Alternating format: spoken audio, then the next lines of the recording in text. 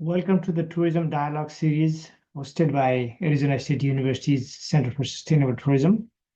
The purpose of the series is to foster deeper level discussion, exchange ideas, and explore interdisciplinary perspective on topics related to tourism and human mobility. We're happy to welcome 75 registrants from all over the world. I know it might be too early or too late for some of you, but I do really appreciate you being here. I'm Gyan Nepane. I'm a professor and interim director of the Center for Sustainable Tourism here at Arizona State University, and it's my honor to moderate today's webinar. Today's topic is the mobility gap, a brief cultural history of global passport power, and I will introduce today's speaker briefly, Dr. Patrick Bixby, who is today's speaker.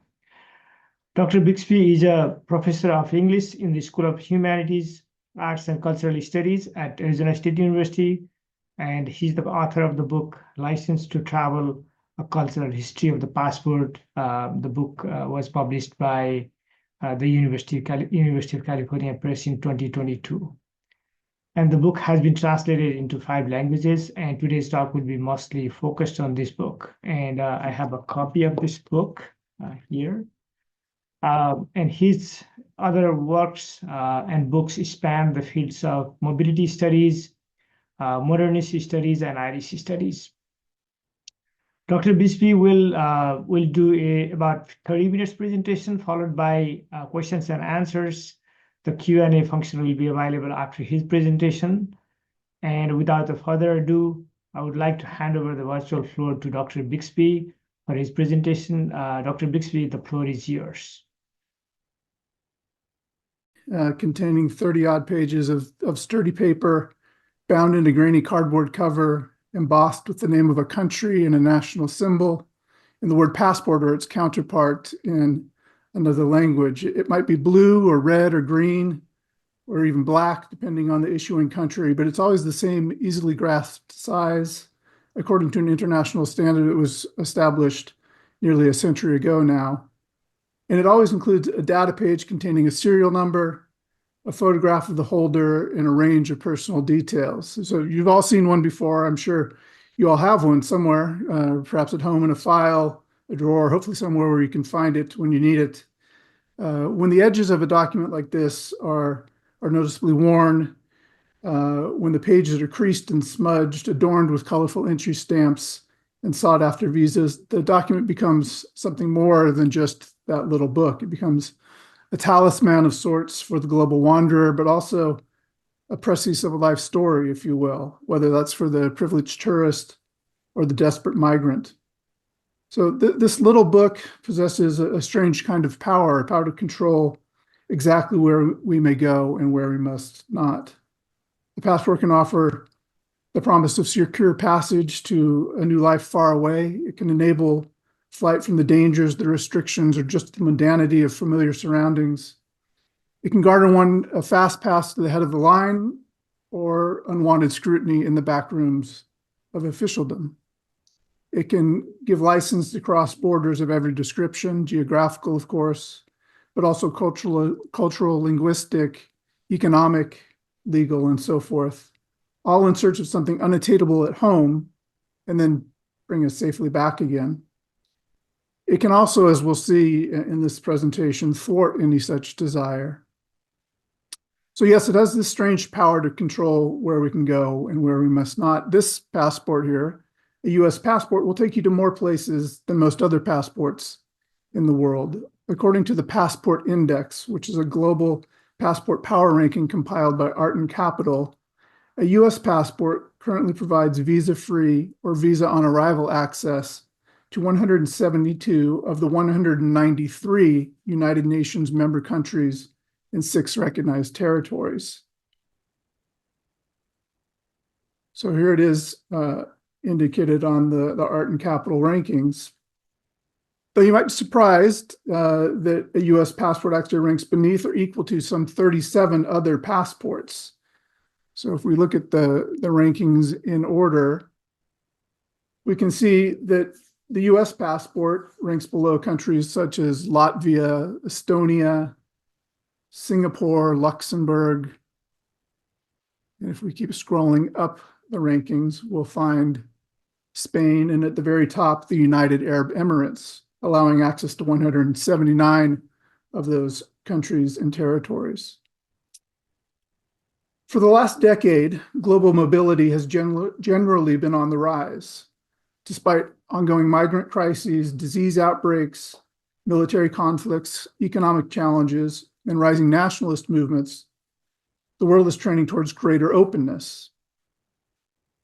Art and Capital also compiles what they call a World Openness Score, which reached an all-time high at the end of 2023, as you can see there. This means that passport holders around the world were receiving permission to travel to more countries without first obtaining a visa than ever before. As pandemic-related travel restrictions waned in 2021 and 2022, the total number of visa waivers increased rapidly and continued to increase by more than 2% through 2023, reaching levels exceeding pre-pandemic heights.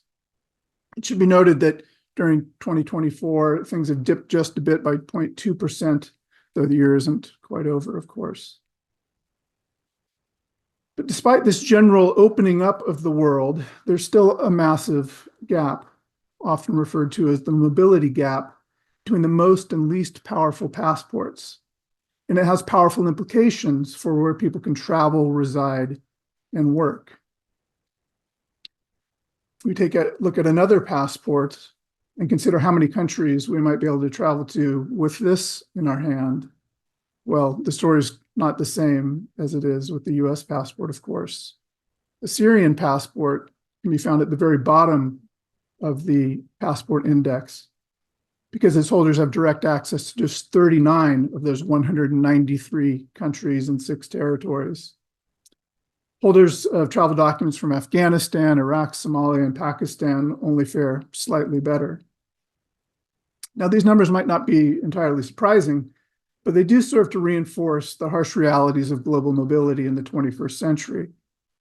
Passport rankings demonstrate that citizens of higher income countries have achieved far more travel freedom than those from poorer countries, which have witnessed mounting barriers to mobility in recent years.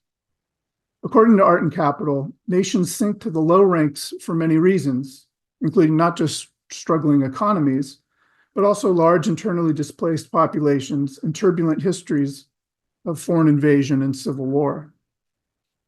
So passports may assert both the national and personal identities of their holders, but they also tend to collapse these identities in a way that effectively imprisons many individuals within their countries of origin. So how did we get here? Most of the presentation will deal with that very question. How did the world arrive at this universal requirement, and what have been the consequences for how we traverse geographical and cultural boundaries? What impact have passports had on the emotions and imaginings of those who hold them and are often reluctantly defined by them? As Guy mentioned, my recent book, License to Travel, A Cultural History of the Passport, explores the long history of travel documents, going all the way back to ancient Egypt, in fact, where kings supplied safe conduct passes in the form then of clay tablets to their messengers when they were set off on diplomatic errands. But today I'll pick up the story much later with the emergence of the modern passport during the time of the First World War. During the course of the conflict, the passport became a key means for nation states to identify their own citizens while keeping spies, saboteurs, and other potential threats out beyond their borders. This, by the way, is the passport of the Irish novelist James Joyce, which he acquired at the British consulate in Zurich on August 10th, 1915, during the course of the war, shortly after he and his family had fled Trieste. The passport tells the story not just of his years of restless movement and prolific creativity as he wrote his landmark novel Ulysses. The period covered by the passport is nearly identical to the period during which he wrote that novel. But also tells us something about the danger and destruction of wartime. With that came the persistent demand to register his family's personal whereabouts and to confirm their national identities through assorted processes of bureaucratic management in several countries. The new passport regime with its more and more invasive and expansive means of documentation, including now for the first time photography. Photographs were introduced to these documents during the course of the war. They now serve this age of rabid nationalism with its belligerent us and them thinking by drawing national borders more sharply than ever before. As we shall see, and as, well, frankly, we know, the emergency control measures enforced across Europe and North America during the First World War have remained with us in much the same form today. To be sure, the passport would quickly become the principal tool for establishing the identity and monitoring the movement of individuals around the globe, whatever the motivation of the state powers involved. Not long before the end of the conflict, the passage of the Wartime Measures Act made it unlawful for any citizen of the United States to depart from or enter or attempt to depart from or enter the United States unless he bears a valid passport. Now, after the war, as post-war treaties were redrawing the map of Europe, Britain and Germany also extended wartime measures controlling entrance to and departure from their territories. And the United States erected new barriers to international labor migration by prolonging wartime passport regulations and expanding the list of nations whose migrants would not be allowed in the country. Meanwhile, the League of Nations was founded, and one of the first acts of the League of Nations was to hold the Paris Conference on Passports and Custom Formalities and Through Tickets in October 1920, so less than a year after the culmination of the war. Although other organizations in Europe had been condemning the persistence of the wartime passport system and calling for a return to freedom of movement, the League of Nations made a strong push to institutionalize the passport system by creating international standards for the documents and their handling. Meanwhile, an informal alliance of artists and intellectuals were complaining in their correspondence. So this is a particular interest of mine as a literary scholar. For instance, the French novelist André Gide, there on the right, lamented to the Austrian poet Rainer Maria Rilke that all the passport formalities that had recently emerged were quashing the autonomy that they had once enjoyed and allowed the French to visit each other across national frontiers. While the roving American poet Ezra Pound grumbled that he had had hell's own time about passports when he had sought to renew his document shortly after the war. The rather opinionated expatriate attributed these difficulties to President Wilson's desire, as he called it, to tie all the serfs to the soil. So rather than abolishing a system that posed what many saw as vexing inconveniences, not to mention serious threats to the renewal of international relations and the recovery of economic strength, the League of Nations instead ratified a series of regulations for improving its efficiency. Perhaps most significantly, in an effort to ease the burden on border officials faced with documents in what were then a bewildering array of shapes, sizes, and formats, the conference approved general guidelines for a passport booklet for the first time. So the passport as we know it in this booklet form with about 30 pages and so forth is a fact that dates back not much more than 100 years. Here's an image of a period passport to give you a sense of that. So Gide, Rilke, and Pound were joined by many other artists and intellectuals who deeply resented the restrictions on personal freedom they saw manifested in this document, in the passport. For instance, in the final chapter of his memoir, The World of Yesterday, which was published during the Second World War in 1942, Austrian novelist Stefan Zweig would write movingly about the sense of loss evoked by these developments. Before 1914, the earth had belonged to all.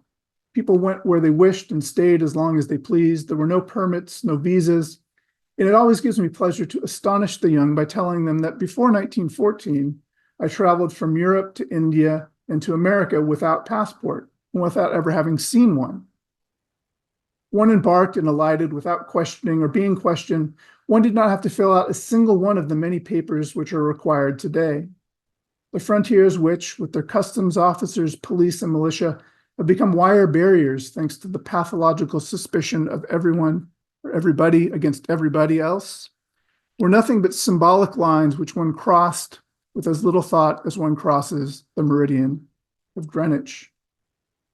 So for Zweig, the plague of nationalism had spread only after the war, and xenophobia had reached epidemic proportions during that period as governments around the globe and their citizens along with them became progressively more suspicious of outsiders.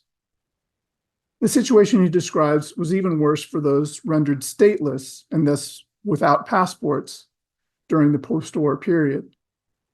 Following the breakup of the Austro-Hungarian, Ottoman, and Russian empires, hundreds of thousands of White Russians, Armenians, Bulgarians, Greeks, Germans, Hungarians, and Romanians were displaced from their homes. So massive displacement taking place during this post-war period.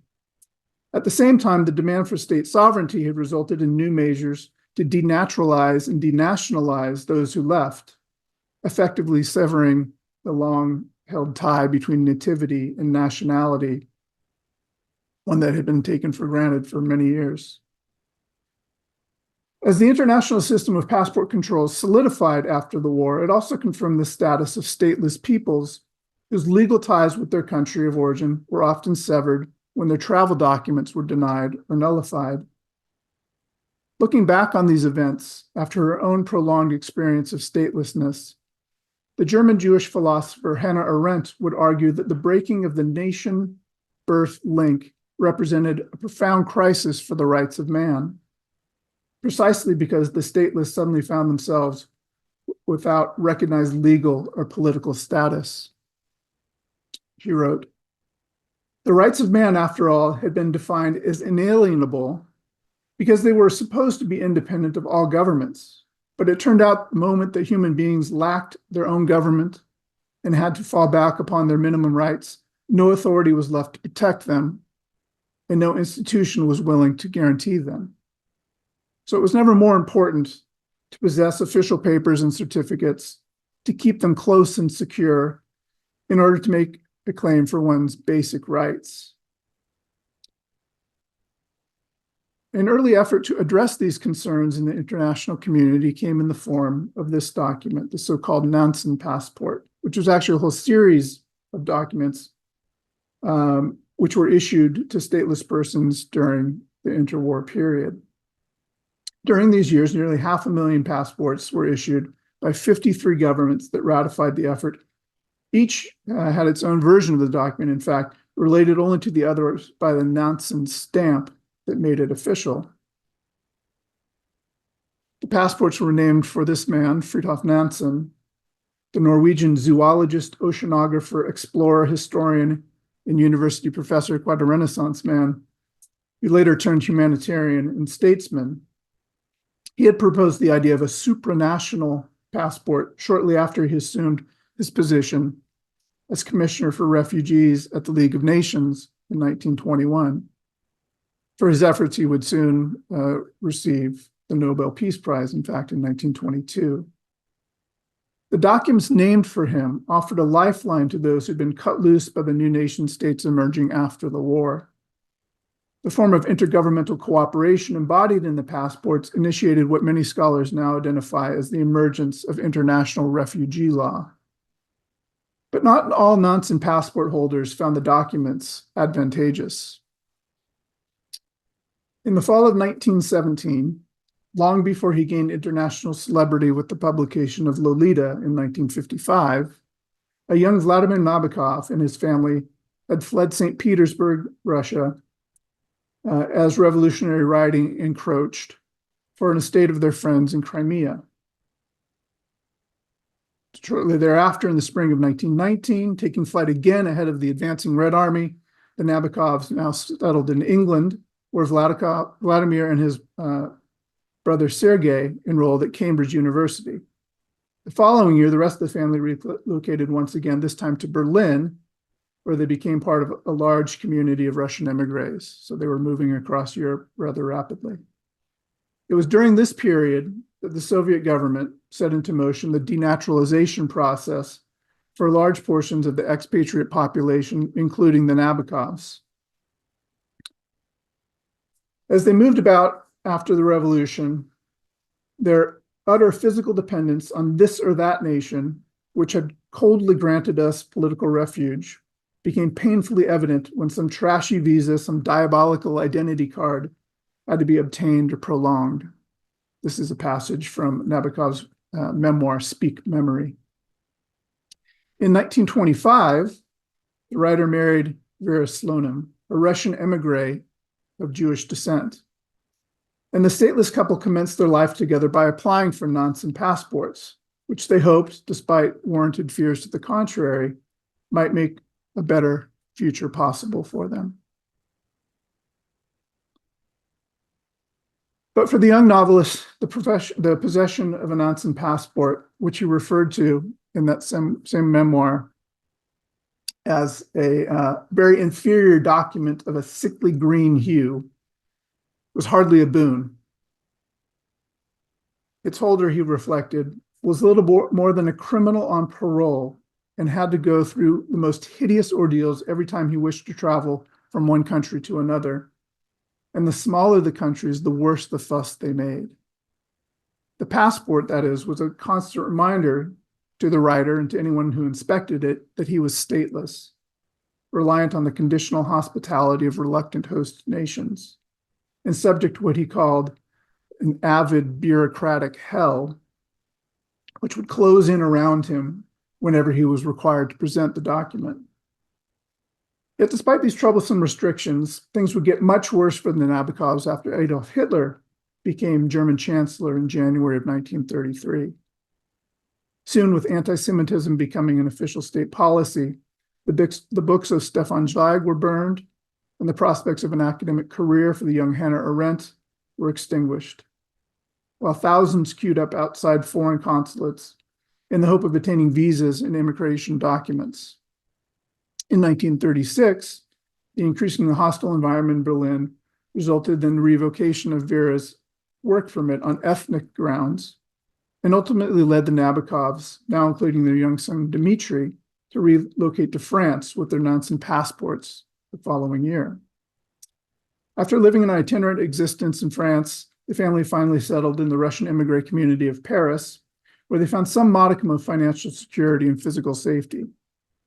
But everything would change again when France declared war on Germany in September of 1939.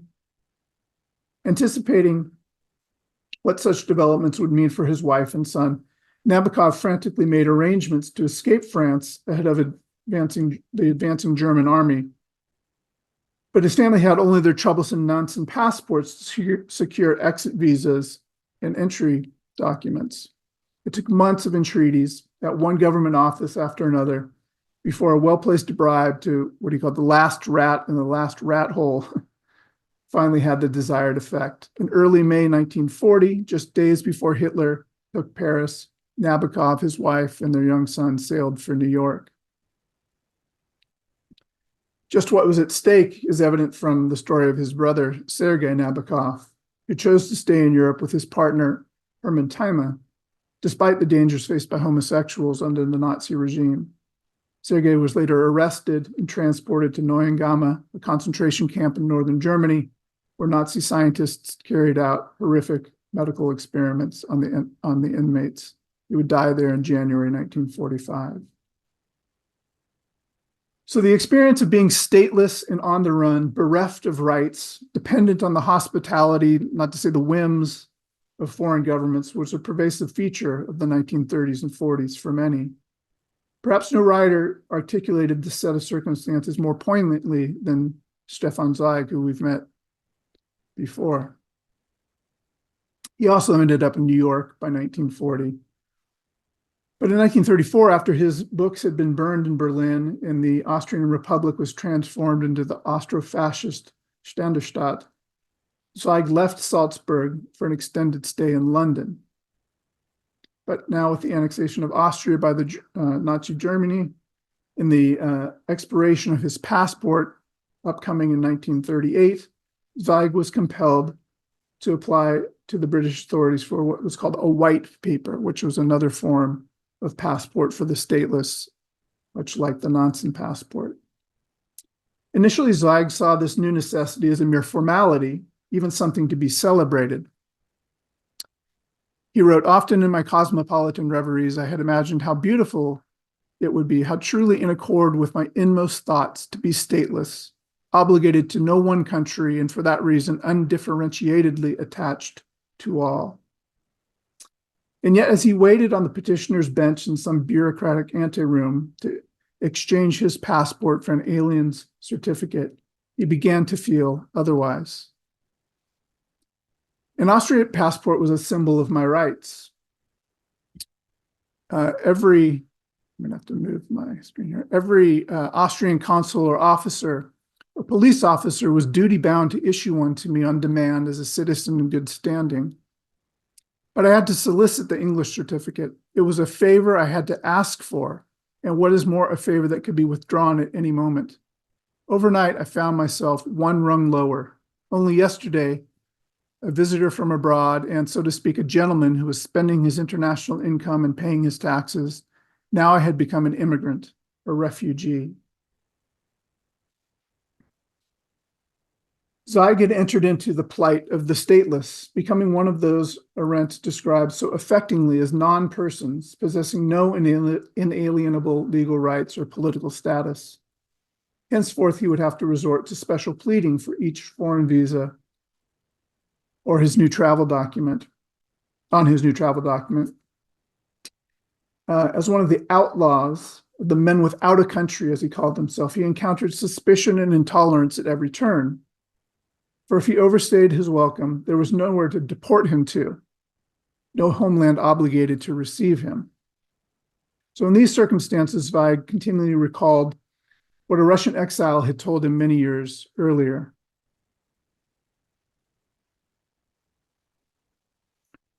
Formerly, man only had a body and a soul. Now he needs a passport as well, for without it, he will not be treated like a human being. So now everything depended on having the right travel documents, which provided the only means to run the gauntlet of wartime Europe and to find safety across the Atlantic. The only means, moreover, to surmount the many perils of statelessness and to gain access to the rough hospitality of the nation state.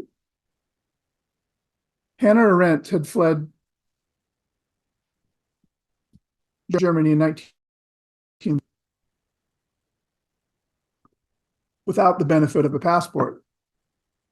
She would spend the rest of the decade and more as a stateless person, first in Prague and Geneva, and then later in Paris, where she worked for several Jewish refugee organizations. After the outbreak of the war, she was interned as an enemy alien in the Gurs camp in southern France. In the confusion following the French defeat, she did manage to escape into the Vichy region, where Arendt and her husband, the poet Heinrich Blücher, made their way to Marseille in pursuit of the proper visas to leave the country. There, after the intervention of a friend, they met with Varian Fry, the so-called American Schindler, who helped to rescue as many as 4,000 people, many of them Jewish artists and intellectuals, from the Nazi regime.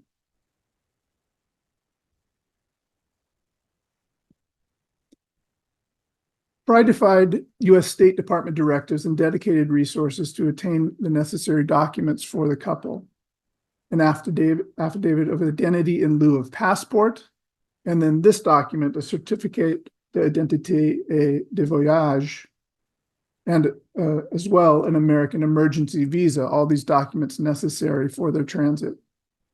In January 1941, the Vichy government briefly relaxed the policy on exit permits and allowed Arendt and Blücher to depart Lisbon by train with the assistance of the Hebrew Immigrant Aid Society. They were soon able to board an ocean liner to New York. A decade later, Arendt would publish her account of the conditions that led to all this. In one of the central chapters of her Origins of Totalitarianism, she reflects on her experience as a refugee and what it had taught her about the status of the stateless, that new class of human beings who could no longer claim to be citizens or of any sovereign nation state. Regrettably, the refugees who should have enjoyed the inalienable rights of man instead embodied a radical crisis for that concept. Those who lost their citizenship simultaneously lost their rights of employment, education, and freedom of movement. Even that most basic right, the right to live. Arendt summed up this situation in a pithy but rather poignant formulation. The stateless have been denied the right to have rights. This phrase echoes to the refugee crisis brought on by the Nazi regime and the catastrophe of the Second World War, just as it continues to ring through the refugee crises that have defined the geopolitics of the present century. Unfortunately, we continue to abide by the same dire logic.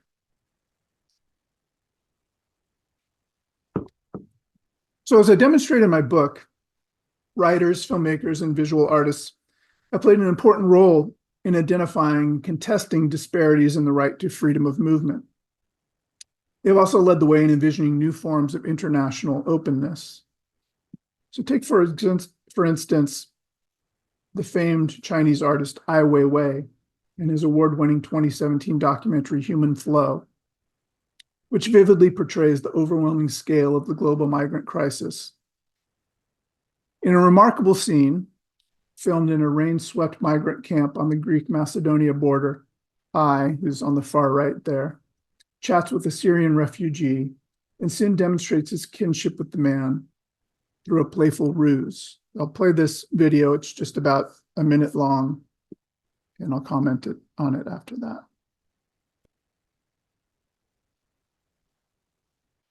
I show my Chinese passport. Huh? I also have a passport. Yes, we changed the passport. I become a Syrian, you become a Chinese, right? Yeah. I So hope. where's my passport? Oh, here's my Oh, passport. passport.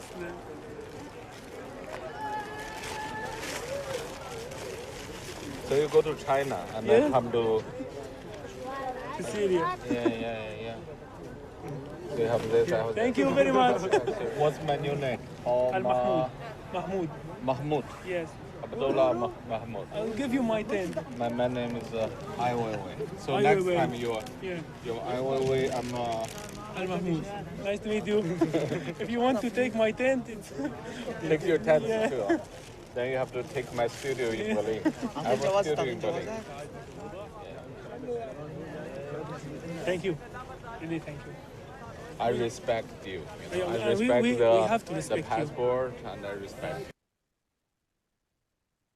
So, as I suggest in my book, the exchange here amounts to a rather devastating parody of the familiar passport control ritual.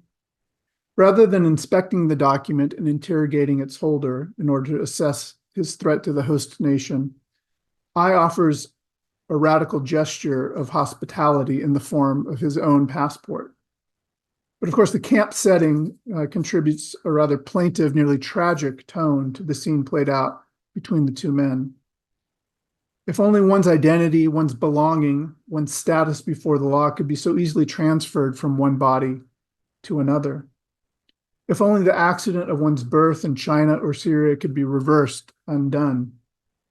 If only the fictions of borders and nations that circumscribe the lives of migrants could be recast into another fiction, the fiction that they play out here. So next time you're Ai Weiwei and I'm Mahmoud. I'll take your worthless passport. You take the one that grants you recognition, mobility, and a future beyond the fate of an unwanted refugee. I show Another example here. This one from the renowned German choreographer Helena Waldmann in her 2017 dance work, Good Passports, Bad Passports, or Gute Pässe, Schlechte Pässe. The production stages a series of dramatic encounters between two groups of dancers, which sometimes suggest confrontations between different, increasingly antagonistic national cultures, while repeatedly evoking frontier crossings, border controls, passport checks, and other aspects of the global migrant crisis. So I'll play a clip. This is really a trailer for the production. And again, it runs a little over a minute to give you a sense of its content. Let's get to know each other. Lernen wir uns kennen. Yes is on the left-hand side. No is on the right-hand side. Ja ist auf der linken Seite. Nein ist auf der rechten Seite. I speak German. Ich spreche Deutsch. I am a resident of this country. Ich bin Inländer. I possess 2 different passports. Ich besitze 2 verschiedene Pässe. I have a credit card. Ich habe eine Kreditkarte. I pay taxes. Ich zahle Steuern. I have previously been convicted. Ich war schon einmal vorbestraft. I am a happy person. Ich bin glücklich. Attention for tradition. Our belief. Achtung für Tradition. Unser Glaube. Attention for tradition. Our constitution. Achtung für Tradition. Unsere Verfassung. Attention for tradition. Our wars. Achtung für Tradition. Unsere Kriege. Let's get to know each other. Lernen wir uns kennen. So Waldman describes her inspiration for this piece as the simple recognition that good passports provide their holders with a freedom of movement that is denied to those who possess bad passports. Traveling with dancers and production crews from various parts of the world, she has frequently witnessed those with bad passports being delayed and subjected to intense questioning, while Waldman, with her good German passport, has been able to move through customs and immigration processes with ease and expediency. So the production serves notice of the differential value of passports, often ignored by those who enjoy documents with significant economic and political value. Even as it is felt acutely by those who face overwhelming obstacles to global mobility based on little more than their country of origin. One final example then, from Antoine Cassard's poem, Passport. Printed in a small format and bound in a cardboard cover that mimics the Maltese passport, the book was originally published in the Maltese language. Subsequently, it's been reprinted in a series of multilingual editions, including English, Spanish, Slovenian, Croatian, 12 languages in all now. Each of them bound in one of 3 colors, which he calls ocean blue, dried blood red, and coal black, and embossed with the image, as you see here, of a migratory swan circling the globe. Rather than enclosing a photograph, personal data, and the legalese of the nation state, as in a typical passport contains approximately 250 lines of verse that proclaim dissent from the wounding force of the international passport system in its often brutal forms of exclusion and expulsion. So reading from the poem here. Yours this passport for all peoples and for all landscapes. Take it where you will. There's no need for a stamp or visa. You can leave or stay as you please. It does not expire. You can renounce it. It is not the property of a government, duke, or queen. You may even have several. Passport, then, is more properly understood as kind of anti-passport, a document that envisions a world where passports will no longer be labeled good or bad, ushering some along while stranding others. It is, moreover, a kind of utopian object that, in the guise of a travel document, dispatches with all the assumptions about nations and borders, aliens, immigrants, and others that have been attached to our passports.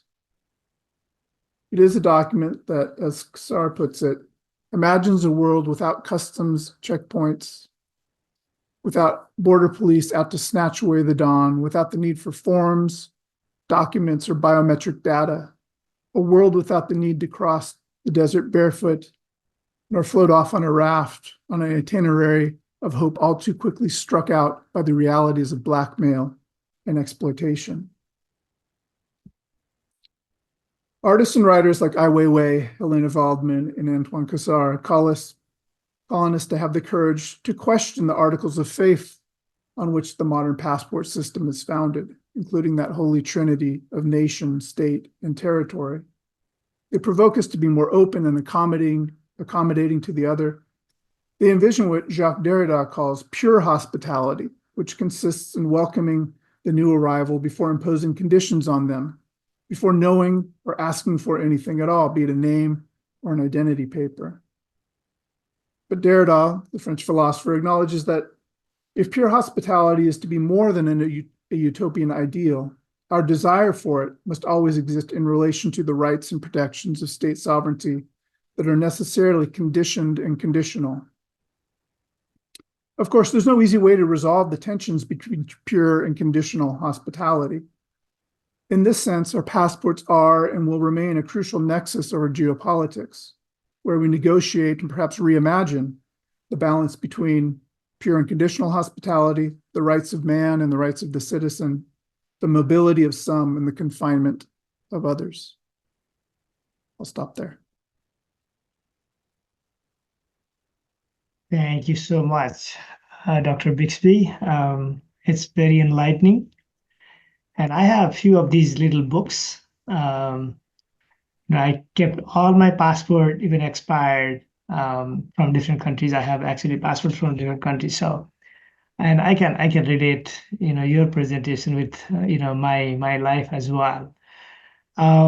So let's open the Q&A function if anybody wants to ask any questions. But I'm going to start with a few questions.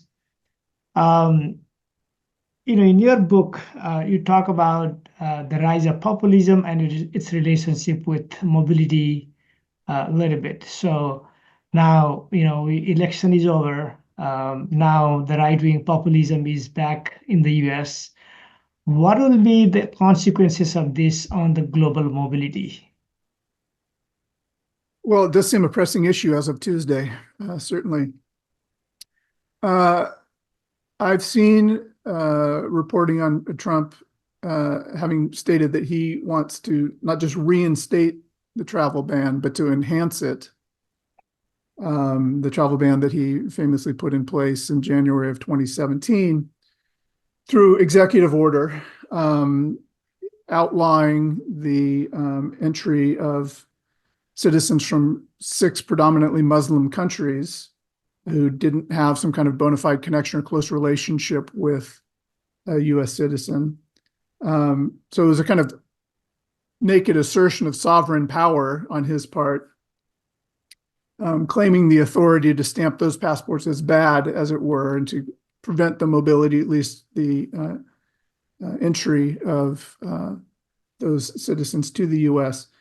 It was a rather arbitrary thing, as was pointed out at the time, that can be gleaned from the fact that the executive order included countries that had not been linked to terrorism since 2001 and left out others that had been linked to terrorist acts since 2001. So I think, at least as far as the US is concerned, we can expect more of this ideologically driven anti-immigrant or xenophobic kind of policymaking that will likely have very little positive impact on national security, but will make headlines and drum up the base and so forth, as President Trump is apt to do. So I think we can expect very early on in his presidency, early next year, that there will be movements in that direction.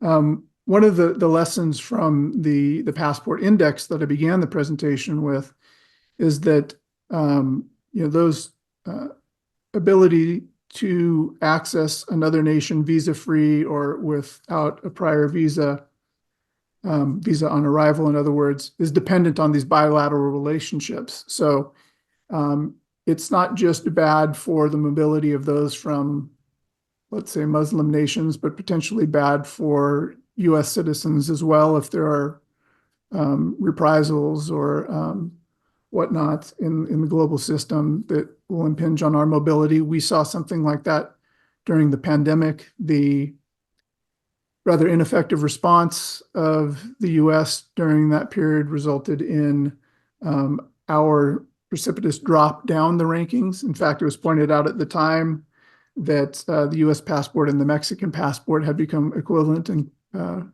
the passport index. So yeah, I guess chaos is a potential outcome of that kind of populist activity because it is driven by other than rational reasons. Yeah, I think that makes sense. And we've also heard about the mass deportation and Yes. how that will impact everyone, right? Yeah, well, certainly that will have a whole array of impacts. What that will mean for global mobility and passports, I suppose it's hard to say.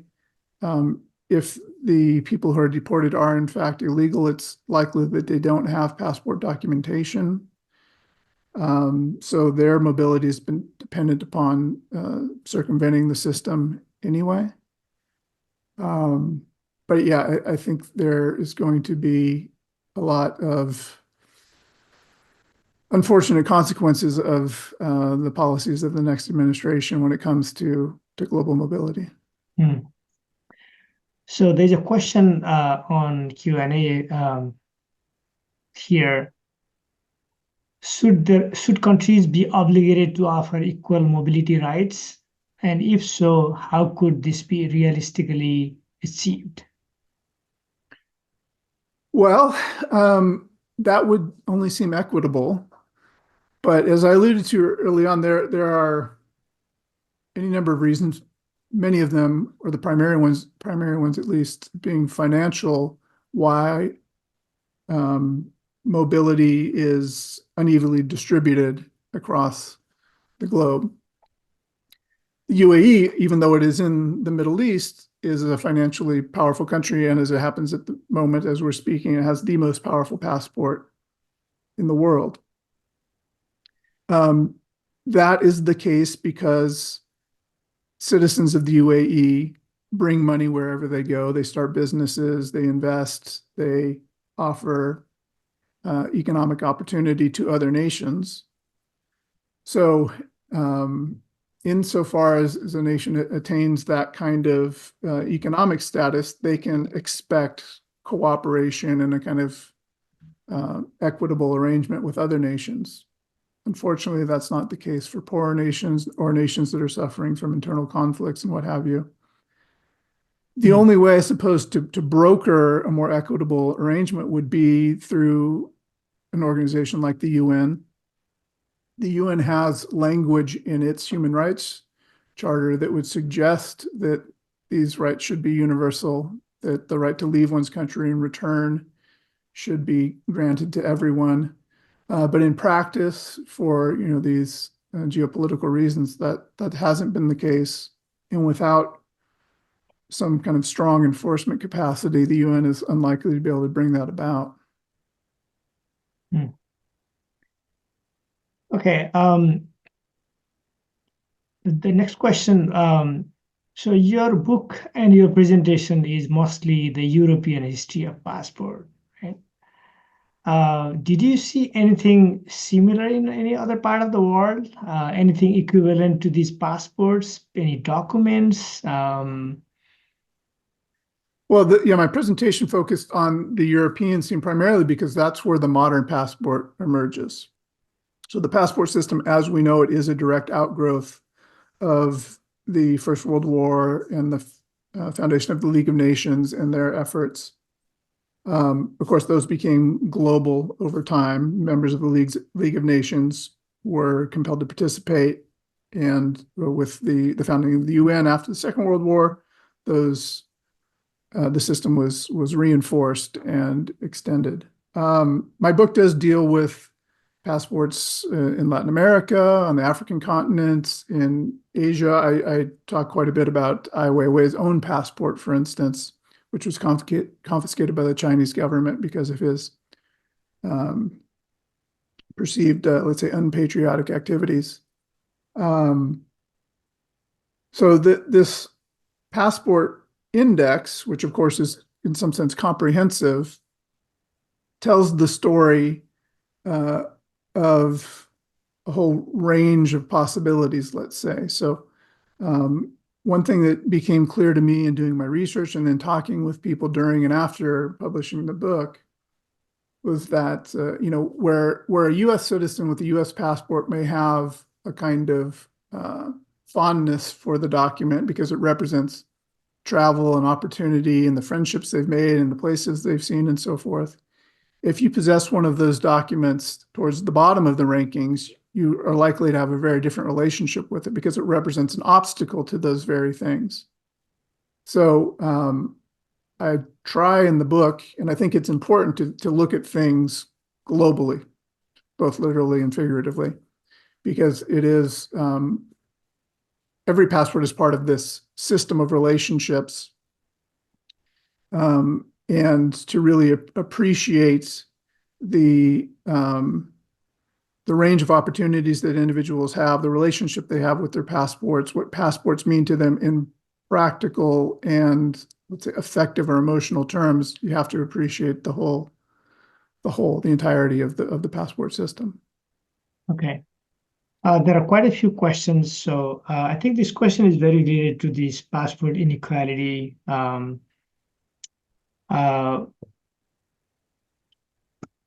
So here's the question. Looking at it through the lens of tourist mobilities, often those who hold less powerful passports need to prove that they are tourists too. I'm very keen to learn your thoughts on that. Does your book also look at that aspect? Well, yeah, visas of all sorts are more difficult to acquire for those passports down the lower echelons of that ranking: tourist visas, work visas, student visas, etc. So there's great disparity across the global system in that regard.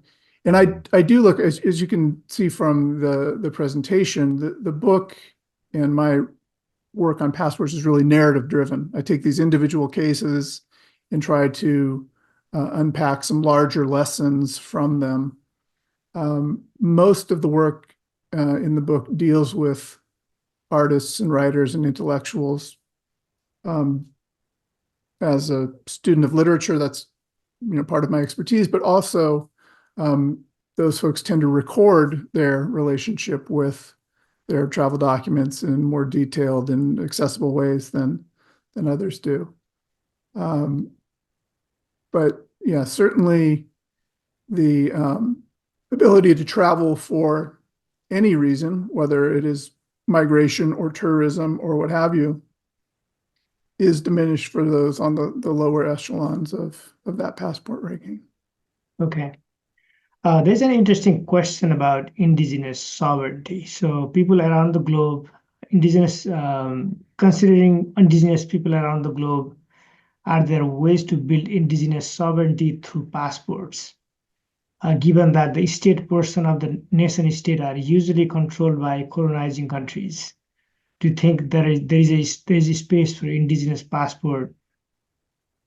Yeah, in fact, I write at some length about indigenous passports in the book. There are examples in North America, in Australia, and elsewhere of indigenous or tribal communities asserting their sovereignty precisely by producing travel documents. So they have been used for travel, but they also have perhaps a more powerful symbolic importance in that one of the functions of the nation state is precisely to offer those kinds of documents to their citizens, to allow for their mobility and to identify them as they move around the globe, and in the process to assert the sovereignty of the state whose emblem is on the cover of the document. So there are Aboriginal passports, there's the Iroquois Nation passport, there are any number of other passports which have that symbolic function, although they are not officially recognized within the global community. The UN doesn't recognize them. They have been used successfully for travel at times when the host nation makes it a gesture of hospitality to accept them, but they're not obligated to because they don't have that kind of official status. The fight for official status goes hand in hand with the fight for recognition of their sovereign status as nations. There's another question. What does the future of passport look like in an era of increased AI use and biometrics?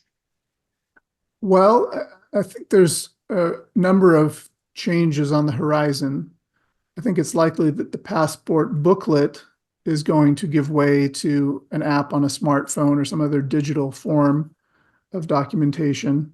Already, it's possible to cross national borders by just presenting your face to the camera for inspection, because your facial recognition data is in the country's database. I know that US travelers can come back to the US and just have their face scanned, and that's that. So we'll see more and more of that. There's also talk of using blockchain technology so that you would carry your travel credentials on your phone rather than having all of your information in a database. The relationship with the database would just be to verify the credentials, and then your personal data would remain your own in a sense. So there's a level of privacy that can be attained that way. So there are initiatives taking place across the globe, really. There's major ones in the UAE, in Canada, in the US, and elsewhere to augment the security of passports by adding on these layers of technology, whether through these forms of facial recognition or iris scanning or fingerprinting and so forth, but also transforming the form of the passport itself into some kind of digital format. I think we have all these questions covered, and we are almost at 5 o'clock. So this is great. Thank you all audience members for your questions, for your interaction. Thank you, Dr. Patrick Bixby, for your insight on the cultural history of passport. It's fascinating. I hope everyone enjoyed the webinar, and we will host these webinars regularly. So stay tuned for the next webinar, and I look forward to seeing you all at the next webinar. Thank you so much. Thank you, everyone.